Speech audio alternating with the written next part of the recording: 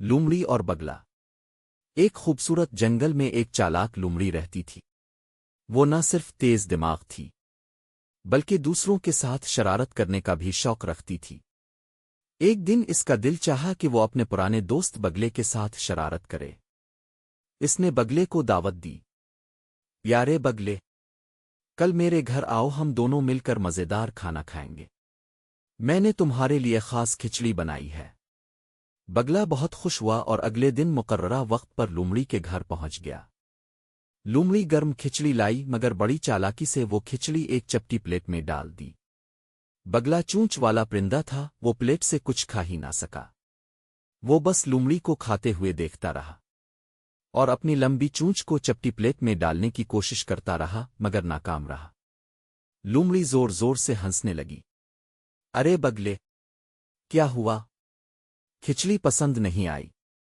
بگلا سمجھ گیا کہ لومڑی نے اس کے ساتھ مذاق کیا ہے مگر وہ خاموش رہا۔ اس نے دل میں سوچا کہ بدلہ ضرور لینا ہے مگر عزت اور ہوشیاری سے۔ کچھ دنوں بعد بگلے نے لومڑی کو اپنے گھر کھانے پر بلایا۔ محترمہ لومڑی، آپ میرے بہت پیارے دوست ہیں، کل آپ میرے گھر تشریف لائیں، میں نے خاص شوربہ بنایا ہے۔ لومڑی خوشی خوشی پہنچ گئی۔ بگلے نے واقعی بہت مزیدار شوربہ تیار کیا مگر وہ ایک لمبی سی تنگ منہ والی بوتل میں تھا۔ بگلا آرام سے اپنی لمبی چونچ سے شوربہ پیتا رہا مگر لومڑی کی ناک چھوٹی تھی، وہ کچھ بھی نہ پی سکی۔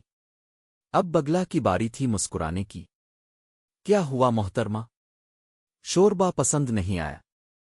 لومڑی کو اپنی غلطی کا احساس ہوا۔ وہ شرمندہ ہو کر بولی، معاف کرنا بگلے، میں نے تمہارے ساتھ زیادتی کی تھی۔ تم نے آج مجھے سبق سکھایا کہ جیسا کرو گے ویسا بھرو گے۔ بگلا مسکرایا اور بولا، دوستی میں مذاق بھی ہو سکتا ہے مگر اگر مذاق میں دوسرا دکھ محسوس کرے تو وہ مذاق نہیں، ظلم ہوتا ہے۔ اخلاقی سبق، دوسروں کے ساتھ ویسا سلوک کرو جیسا تم اپنے لیے پسند کرتے ہو۔